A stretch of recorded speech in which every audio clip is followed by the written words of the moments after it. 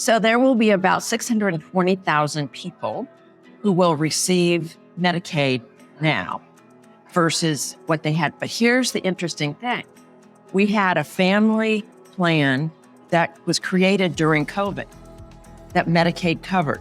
So you remember all of the discussion about what was going to happen with Medicaid unwinding in some of these states and people not having coverage anymore, right? So we had a family plan that covered 320,000 people. What ended up happening is once we got the go-ahead in October to start, those 320,000 were automatically enrolled.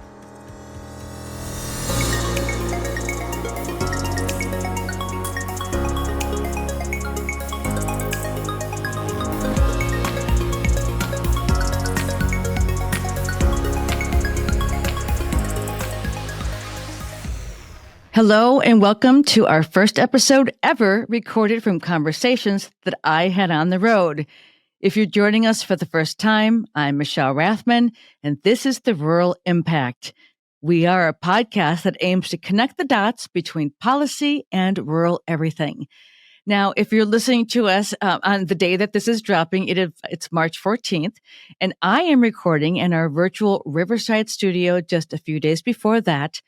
And all of the guests you are about to hear are conversations that I had while I was in our nation's capital during two different policy events focused on the matters of rural health and rural health care, which of course is among the issues top on people's mind, on voters' minds this year and every year for quite some time. Everything from the cost of prescription drugs to access to maternal care. Of course, that's a really significant issue risen to crisis, as we'll talk about, from workforce challenges, and they are real. And of course, the ongoing work of expanding Medicaid. These are the revolving door issues that brings thousands of people to Washington, D.C.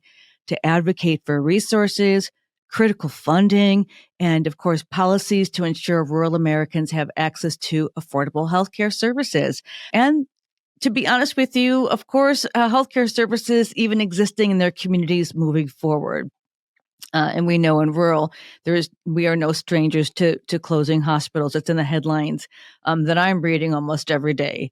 So on February 13th and 14th, I sat down with several thought leaders from the National Rural Health Association and the National Association of Community Health Centers to talk about rural health legislative priorities. I will tell you, during several of these conversations, we discussed policy at the local level, and we discussed strategies. I asked everyone that I possibly could about strategies for rural advocates as they work to secure resources and commitments from their office holders. Sometimes that might be at the county level, but of course, the reason why we're in D.C. is because so many people are there advocating to those who, really, as they say, the power of the purse.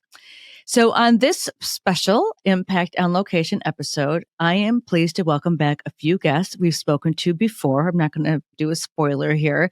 You'll recognize their names, their voices, and if you watch us on YouTube, you'll recognize their faces.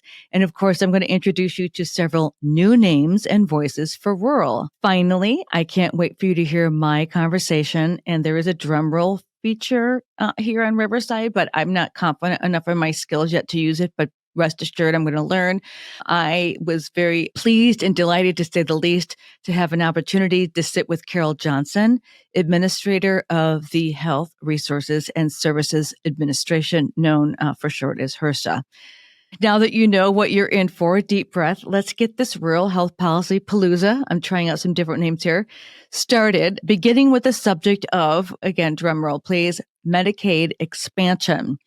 If you're following, as of this date, 41 states, including D.C., have adopted the Medicaid expansion, and 10 states have not, with, of course, things brewing in Mississippi we'll talk about later.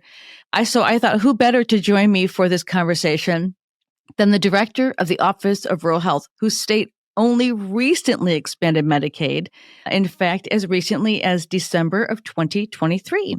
Her name is Maggie Sauer, and here are some highlights from our Medicaid expansion conversation. We are at the National Rural Health Association Policy Institute, one of my favorite meetings of the year. And one of the most favorite people I have working in the space of rural health is joining me today, Maggie Sauer. Welcome. Thank you, Michelle. And I just feel so honored to be here today. So thank you. Every Office of Rural Health looks different. Yours is within the state government. And Yes. so you have a little bit different navigation than someone who might be an independent. So I think it's really interesting. And the reason why I was really excited to have you here today, Maggie, is because we know that North Carolina became the latest state to expand Medicaid. And there's only 10 states remaining that have not. But it was not an easy road to toe. So talk to us a little bit about how it came to be. And then I understand that really from the time it was approved until the time it actually has been enacted, there was quite a bit of space between that. So let's talk about that. Yeah. So interestingly, when you talked about the Office of Rural Health, our office is the first Office of Rural Health in the nation. And interestingly, and on purpose, situated within the department, because there are things that the governor at that time, Governor Holshouser, said, if we're really going to address rural, we have to have a focus. And that's why they ended up creating the Office of Rural Health. So the space that we're in right now, we keep saying COVID was really hard for everybody.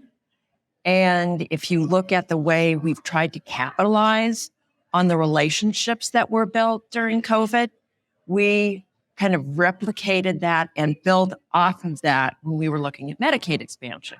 So North Carolina has been trying to expand Medicaid for 10 years. And originally, 10 years ago, the state was not going to let money come in to establish the ACA and do all those things. But partners, community-based partners, went ahead and did that. They went ahead and created the opportunity for navigators across the state to get signed up with the ACA and all that. And it's important because all those strings have come along now for 10 years. 10 years. 10 years. A decade. Yeah. So where we are right now is the navigators that are established across the state are still there, and they get support from CMS. Most recently, and there's a lot of details wrapped around this, but now when people go on the exchange, they will also be flagged that they're eligible for Medicaid. So it's been a beautiful relationship between CMS and the state, and our Medicaid team has really, really created the structure to enable that sort of bi-directional connection. So that's happened later, but that's been a really important piece. What are the numbers in terms of what this means for formerly uninsured or underinsured? What's the estimation about how many newly insured lives you will have? What's that look like in North Carolina? So there will be about 620,000 people who will receive Medicaid now versus what they had. But here's the interesting thing. We had a family plan that was created during COVID that Medicaid covered. So you remember all of the discussion about what was going to happen with Medicaid unwinding in some of these states and people not having coverage anymore. Right. So we had a family plan that covered 320,000 people. What ended up happening is once we got the go-ahead in October to start, those 320,000 were automatically enrolled. That was, I think, again, would that have happened without COVID, in terms of having people covered under Medicaid? But the fact that we did allowed us to quickly get them back on the roll. So now we're working towards the other folks that were not able to get covered pre-COVID. Right.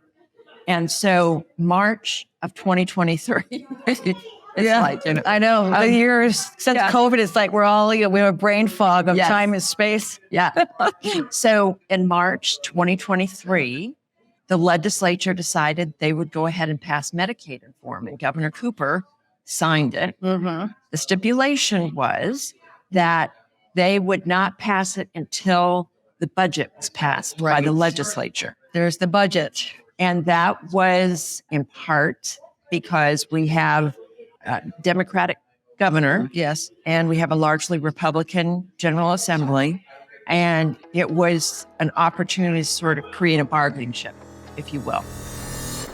I always appreciate hearing from Maggie. And one of the things that really came through to me during our discussion, and as I thought about it afterwards, was that those involved in North Carolina with the milestone of expansion and what they did, they paid close attention to how other states were successful. They were prepared. And one more note on Medicaid expansion, I promise you, before we move on, because I mentioned earlier, again, we are recording this at a different date, and you're listening at a different date. But what recently happened on February 28th, just a few weeks ago, a vote for Medicaid expansion won a veto-proof majority in the Mississippi House. The vote, as it was reported, was 98-20. And again, it was the first time either legislative chamber in Mississippi has held a vote on Medicaid expansion, which could extend eligibility to at least 200,000 working Mississippians, since it became an option under former President Barack Obama's 2010 Patient Protection and Affordable Care Act. We like to be accurate around here. And these things are fluid, of course, and it's an issue that's important to continue watching, and we shall do so. All right. The next subject on our agenda focused on some aspects of maternal health. And it won't be the only conversation you'll hear on the subject in this two-part episode. But now, nonetheless, I'm pleased to share a few minutes of my time at the table, bustling with noise, as you may hear, with Pat Schou. Pat is the executive director of the Illinois Critical Access Hospital Network. And there are over 50 CAHs in the state of Illinois, in case you were wondering. Pat and I discussed a range of issues, including really the fragmentation of maternal health care, a task force she's involved with in Illinois to address the gaps in care, and services and some solutions that she's been advocating for at the national level, which, by the way, I want to mention to you that Pat was just recently recognized as the Rural Health Advocate of the Year Award, well-deserved for all of her outstanding contributions in this space. Here's my conversation with Pat Schou. I am joined by, and I know you're not going to like when I say this is royalty when it comes to rural health. And this is Pat Schou, and she is the executive director of the Illinois Critical Access Hospital Network. Likewise, to be here with you. And Pat, one of the reasons I want to have you on today is because this conference that we are having, maternal health is something that you cannot turn a corner or have a conversation that we're not talking about it. Correct. You've been in healthcare for a very long time. Your background as a nurse, and you saw the writing on the wall. You've seen the things deteriorate over time. So I think people know already what the challenges are, but I think you have a unique perspective because you see the big picture. And your words to me about maternal health, talk a little bit about your perspective. Unfortunately, over the last maybe 10, 15 years, we've seen the breaking down of maternal services. It's not a comprehensive approach anymore. It just seems like we've siloed. Well, you deliver here, or you go to this specialist here, or you want to have more information about women's health, you go here. We've lost that comprehensive approach. And so it just seems like it's just insurmountable as how are we going to try to fix this. And so, I think we have to put that comprehensive umbrella around it and looking at it from, yes, basic services and all the things that we need to do. However, we look at it comprehensive, then we look at the different pieces. What can we start to fix now? What can we fix tomorrow? And so forth. And it can't be just hospital. Right. It can't be just the medical community. It can't be just the Farm Bureau or whatever. We have to come together. And in Illinois, we have a unique situation going on where we pulled together a workforce task force with state leaders from Republican and Democrat side in the House and the Senate. And we have agency leaders together. and Farm Bureau, the hospital community, provider community. And we're sitting down and we're looking at it from a comprehensive. What can we work on here today?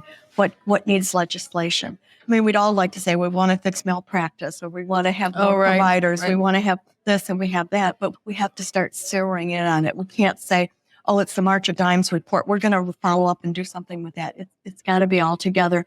And we have to work with our policymakers. Let's face it, the providers communities, we want to fix everything. We get more providers. Well, that's not always going to be the case. In our rural communities, you're not delivering at every hospital like we did it, as I mentioned, in the 60s, 70s, and 80s. Every hospital was delivering babies, that's right? Well, in the course of time, we don't have as many children born in these communities. I come from Princeton, Illinois, which is in Bureau County in north central Illinois. When I arrived in that county as a young nurse in the late 70s, they were delivering about 500 babies a year. And today, they do not have OB services in the local hospital. So it's just fragmented. People are going here and there, and they're having to drive. But we've got to say, okay, these are our issues. Let's see, what can we do to resolve it?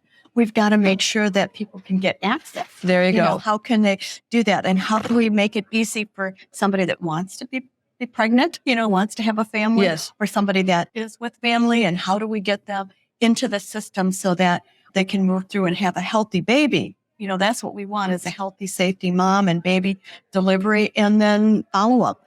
Whether it's maybe early on, maybe they need mental health. We never thought about mental health services with OB care. And where are they going to go for delivery? Planning that.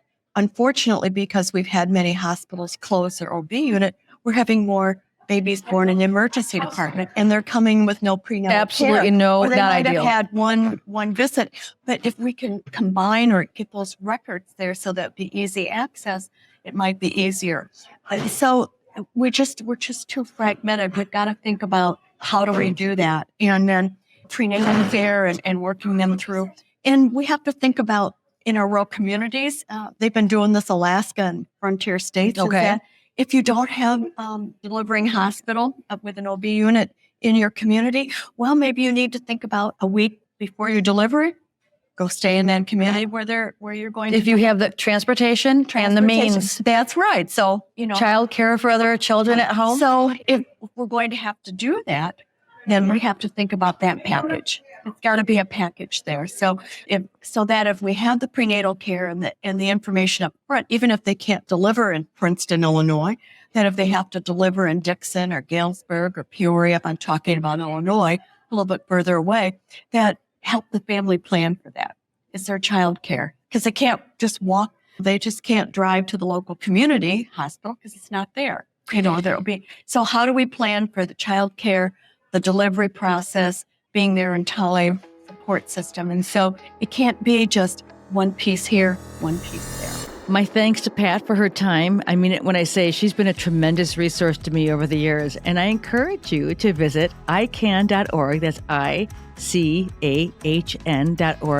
That is the Illinois Critical Access Hospital Network's website to learn more about their outstanding work and resources. And they truly have so many resources for rural hospital CEOs and boards and communities. So they're not even paying me to say that, but I just think they're such a great organization, and I encourage you to go there. Okay, next up, the topic we bring to our policy on the road conversation is at the opposite side of the spectrum, if you will. We jump from maternal health on over to the challenges facing millions of America's aging adults across the country. Of course, we know that rural communities across the nation face different challenges in long-term care, and distance to care options and low resources impact most of these facilities. And nursing homes, let's be honest, we can't escape the fact that we know they struggle to recruit and retain skilled workers. In addition to these challenges, if that weren't enough, reimbursement for rural hospitals that did provide long-term care have been turned upside down. Again, workforce home care workers are sparse, and county-owned nursing homes face immense financial and political pressures to privatize One more thing I'll say about that, some more not so great news. On top of this, there's an uptick in private equity interest in long-term care facilities, rural and urban alike, which we know based on some of the great reporting that we've seen done by rural journalists has not ended well for many of them. So it's really important for us to be focused on all of these as kind of a whole picture of what long-term care for all of us who will need it. And if you don't believe me, here's what I'm going to tell you. The state of care for projected Americans 65 and older, which is projected to be at 86 million by 2050, according to U.S. Census estimates, is set to increase by more than 50%. That's a lot of percent, with rural included, of course, in these numbers. So joining me at the table to talk about the multitude of issues focused on rural long-term care. And we've got so much, but we don't have that much time. So I've invited the incoming president for the National Rural Health Association and the current and everyday CEO of the Colorado Rural Health Center to join me. That is Michelle Mills. And Michelle and I cover a few key areas, just a few of this subject, including how policy associated with telemedicine and community paramedicine, for example, could and has shown to alleviate some of the pressures that bring forth some stability, not just financially, but truly to provide some alternatives to people trekking into a physician's office, but rather having care where they live and where they need to be met. So here now is my conversation with Michelle Mills. So I'm here with Michelle Mills, and Michelle is the CEO of the Colorado Rural Health Center. You might recall that she joined us for our Women Who Impact series, and we were talking about her role in leadership in the sense of her office. But now I want to talk to you about some of the issues that you're challenged by, as so many other states. And of course, as the incoming president of NRHA, you've got your finger on the pulse of more than what's just happening out of Colorado. And I thought that we could touch a little bit on long-term care. We've talked a lot about maternal and infant health. And then on the other side of the spectrum, we have our aging population, and that is increasing in rural. And yet the services provided for our aging population, they're declining. And I think your state is so unique. I've been there many times. There's like a lot of distance, over mountainous terrain and so forth. So talk to us a little bit about your estimation of the state of long-term care in rural hospitals, and maybe we can talk about what some of the policy needs are. Yeah, for sure. Long-term care is a dying breed in rural. It's very difficult to keep facilities open and operational. It's a cost factor for our rural hospitals to run long-term care. Yet they do it because they know their community needs it, right? They want their community members to remain within their community and close to their family and those that they know and love. But it's a problem with aging facilities. There is not access to capital out there. The cost, like I said, is difficult in terms of reimbursement for it.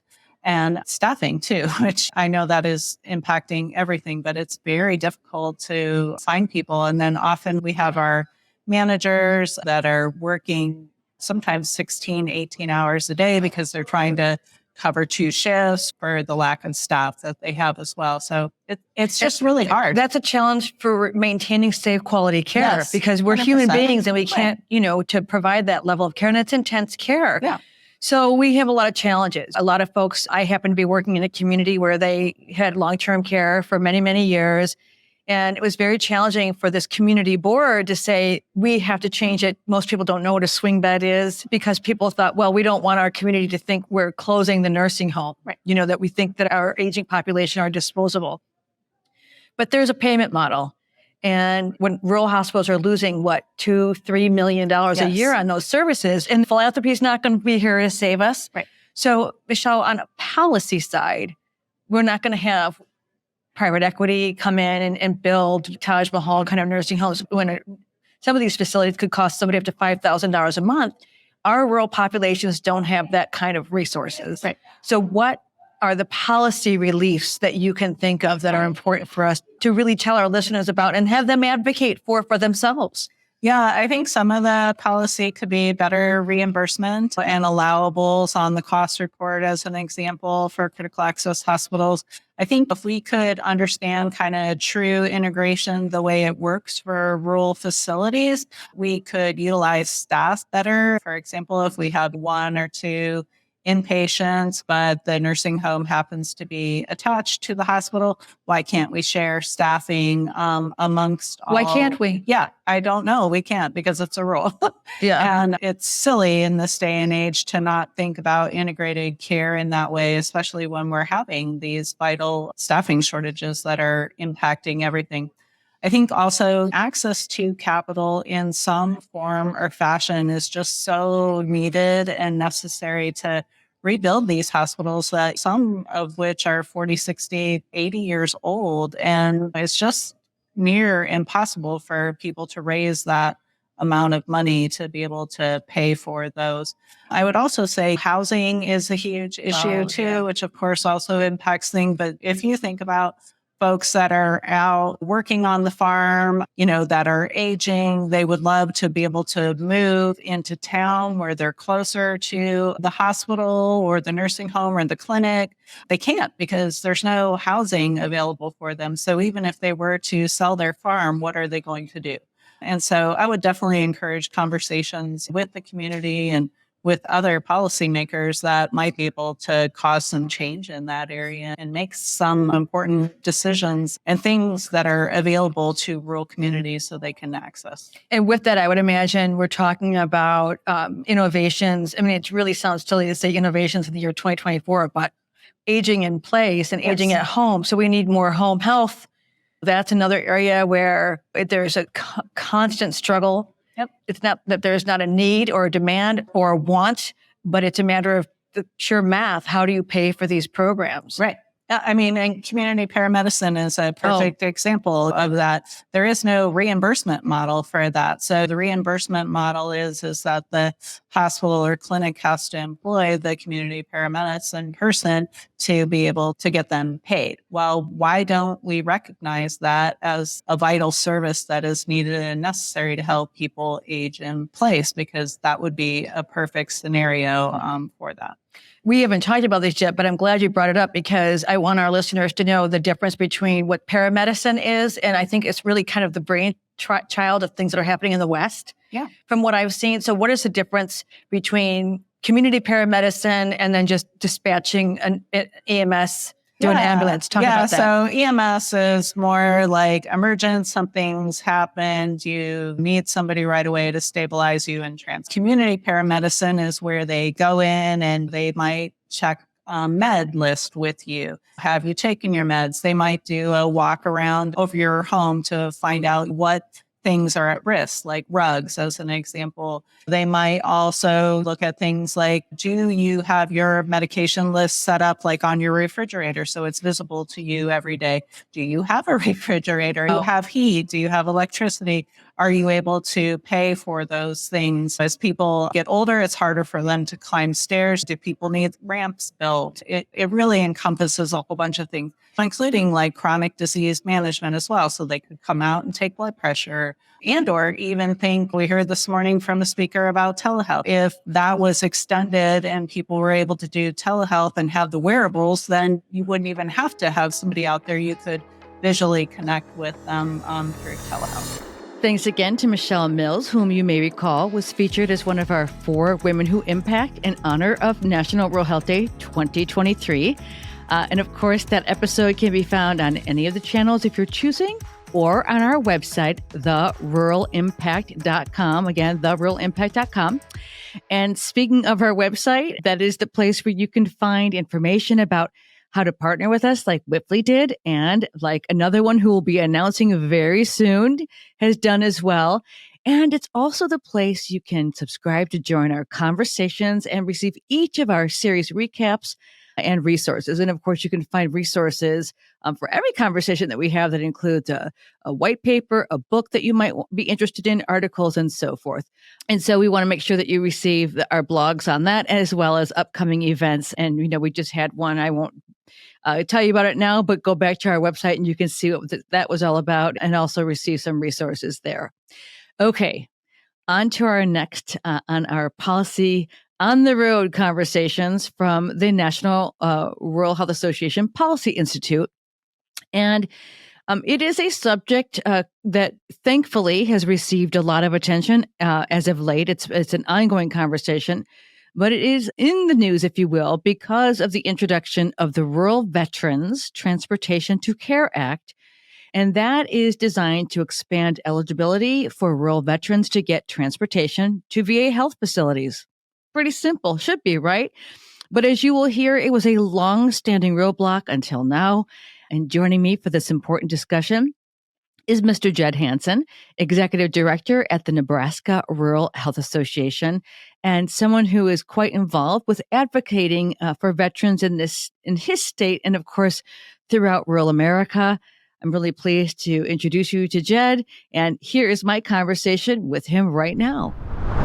I am now with Jed Hansen with the Nebraska Rural Health Association, and our conversation is going to focus squarely on veterans care. Yeah. Jed, before we started, I was mentioning that I don't think, I know if you're a veteran, you understand how challenging it is to navigate healthcare in a rural setting.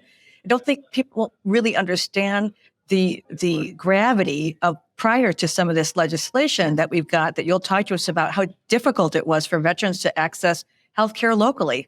And we have a large population of vets in our rural community. So tell us a little bit about the landscape first. We do, but first, it's great to be here in D.C. with you, Michelle. So, yeah, I'll chat a little bit about Nebraska and its makeup, and then can expand out nationally and certainly talk about some of the policies that we're seeing. In Nebraska, we have between 100 and 110,000 veterans in our state. About half of those are in our rural communities, and that is disproportionately larger than what we would see in our general population, where we have about 2/3 of our population in our urban centers and 1/3 in our rural communities in the state. So we have more vets in our rural communities, and that's broadly across the U.S., where anywhere between 25 and 40% in any given state of your veterans are going to be out in rural communities. Prior to 2018, accessing veteran care or accessing care for our rural veterans was super challenging. It was very challenging. For anyone that had a medical disability, they were required to go into a VA center. And I used 2018 as kind of a landmark area because we had the Mission Act. And the Mission Act allowed for expansion of the community care work that the VA offices and those care teams provide. In short, what it allowed for is veterans that were greater than 40 miles away from a VA care facility, they were able to continue care in the community, or more readily able to go in with a local healthcare provider. It also allowed for some more flexibility where the VA team may be deemed that it was medically necessary for that veteran to go outside of the VA system, or if they couldn't get that veteran in for a procedure, blood work, or an appointment of whatever kind. And that could take months. It could. And so now roughly 20 days is what they look. What an improvement. Big improvement. In a state like Nebraska, we have a really great VA team. We have a major medical center in Omaha, and then we have several other locations across the state. Some of the challenges, though, if people are familiar with Nebraska's geography, is that we have our I-80 corridor that runs along the southern edge of the state. And most of those VA centers and care centers are located along that I-80 corridor. And so if you go north or south, you can very quickly, access can become a challenge. So things like the Mission Act really helped expand that, and where we can ensure that veterans are receiving timely access to care.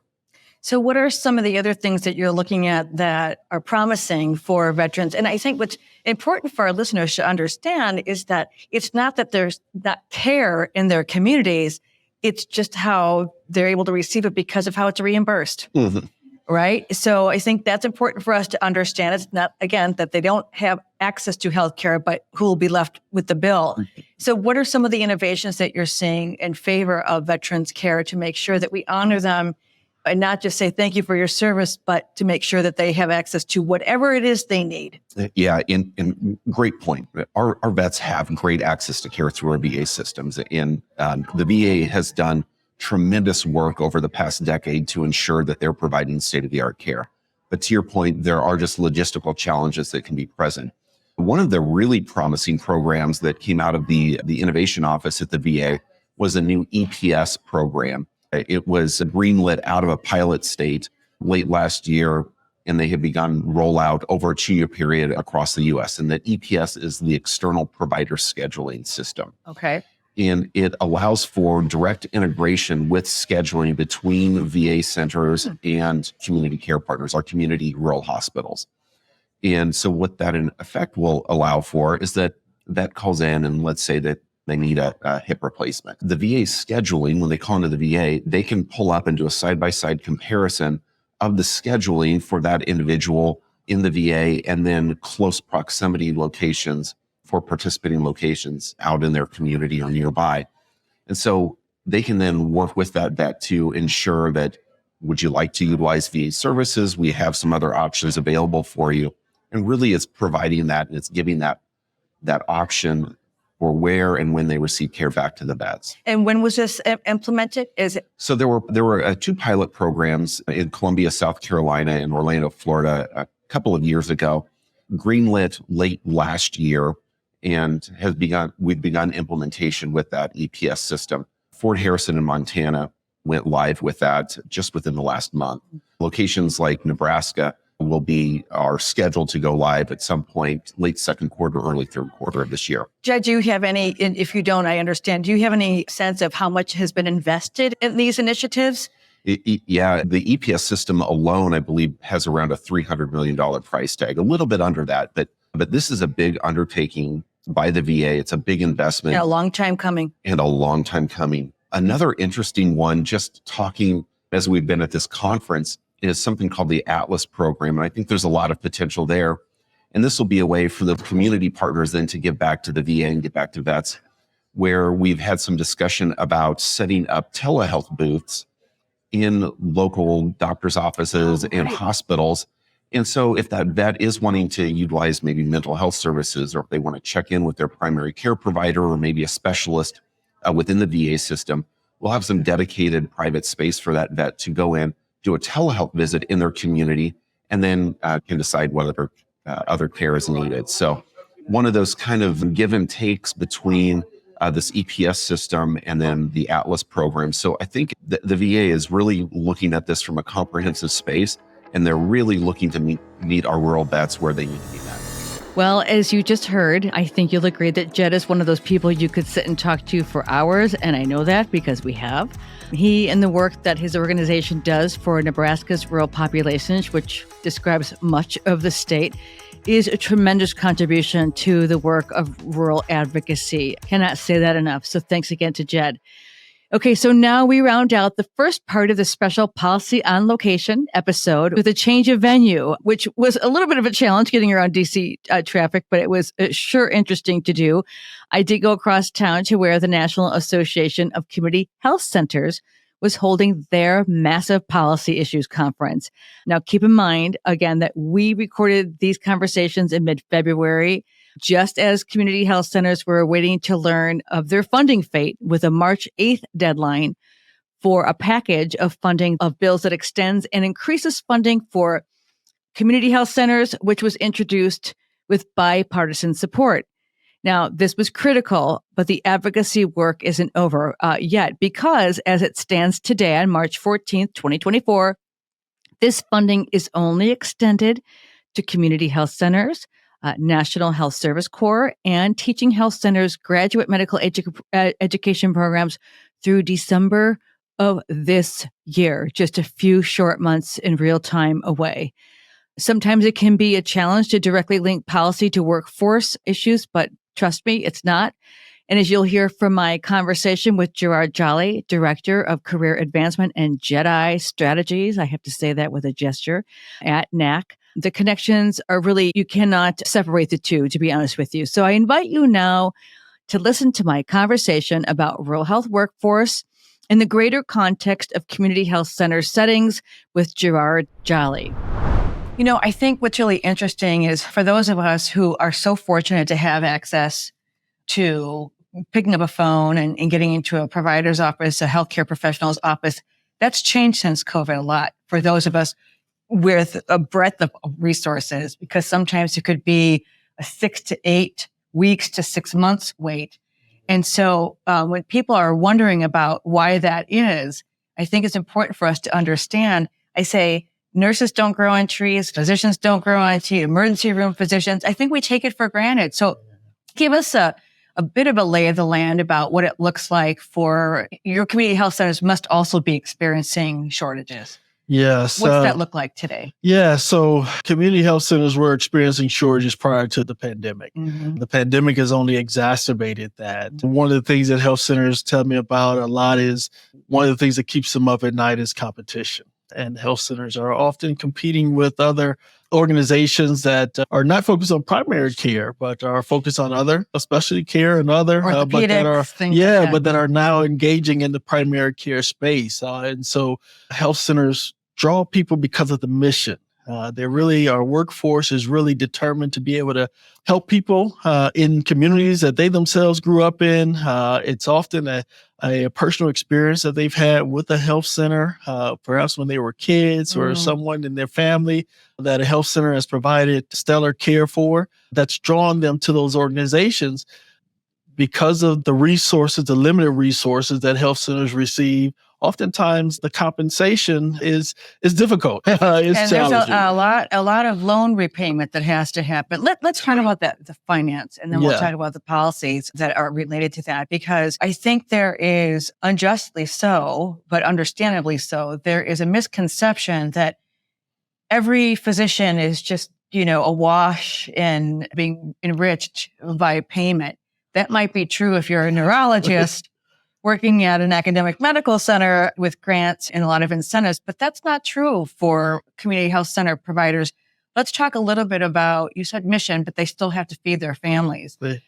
What is, if you could scale it, what are we looking at in terms of the differences of community health centers and how providers are able to advance their mission and still maintain a quality of life of their own? There are a number of programs that are in place that supports health centers to be able to recruit and retain the providers that they need. And particularly as we talk about rural communities, I mean, that's recruitment in rural communities is often more challenging than it is in other communities, right? Because they're providers, like any of us, they want to have a place where they can raise kids perhaps, or, sort of where they can be engaged and active in their communities, where they can have adequate transportation, access to various resources. And many of our rural communities are resource limited, right? And so the health centers utilize programs such as the National Health Service Corps, which is one of NAC's funding priorities or policy priorities to increase the funding for the National Health Service Corps, as well as the Teaching Health Centers program, which provides resources for health centers to become teaching health centers to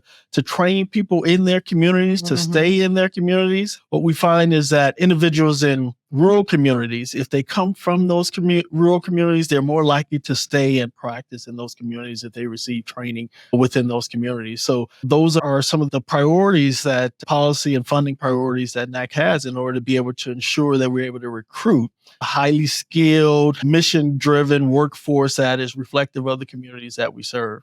Absolutely. We hear about the Service Corps. National Service Corps. Talk a little bit about that priority if we get into the policy piece of this.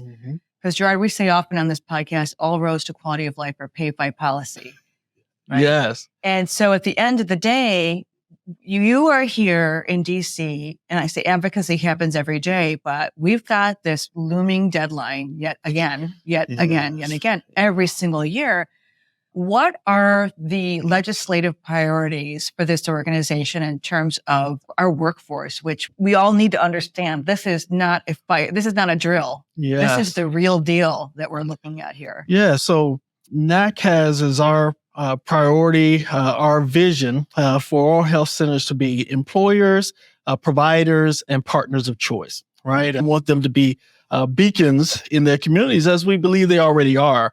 And in order to be able to be good employers of choice, you have to be able to pay people a good wage, right? A competitive wage, absolutely. And when you think about the challenge that comes with having to face funding cliffs, then how can you plan and prepare as an organization to make sure that you're able to contract with your providers to ensure that they're going to be on long term, right? It's hard to do that if you don't know if the federal funding is going to come through. So our priorities is to try to have long-term funding for community health centers to ensure that our workforce is able to be maintained, to be retained, and to know that they're going to have steady funding to be able to feed their families, to be able to care for the communities that they serve without worrying about, am I going to have this position or is this position going to be able to be funded in the next month or the next 2 months or even the next 2 years? Okay, are you still with me? That was a bundle of conversations about policy, if I do say so, and their real impact, but we're not done yet. However, we will take a pause before we dive into the last part of this Real Impact on Location episode. But first, I want to say a quick thank you to our partner, Whipley, for supporting our Arriving at Thriving series and this episode. Whipley is indeed an organization committed to rural solutions. I also want to quickly tease that coming up very, very soon, we're going to start doing our recording. We're kicking off our series focused on rural housing and homelessness. These are some powerful conversations we're having and stories that I just know will have an impact on you. With that said, I say this often, these are not light subjects, but if we accomplish nothing else here, we hope that the culmination of these conversations were enlightening to you. And up next in part 2 of this Policy on the Road episode, would you like better? Policy on the road, on location, or Policy Palooza? You tell me. We'll put a poll up and you could tell me. And in this next part, I am talking to, are you ready for this? Ellen Morgan, president of the National Rural Health Association. I'm talking with Susan Burton, heading up NAC's grassroots advocacy efforts. We chat with the always fantastic Brock Slaybach, and we end this full episode with a very special conversation, as I told you, with Carol Johnson, administrator of HRSA. Until then, I invite you to enjoy your extra daylight saving time, no S, and we'll talk to you again in part 2.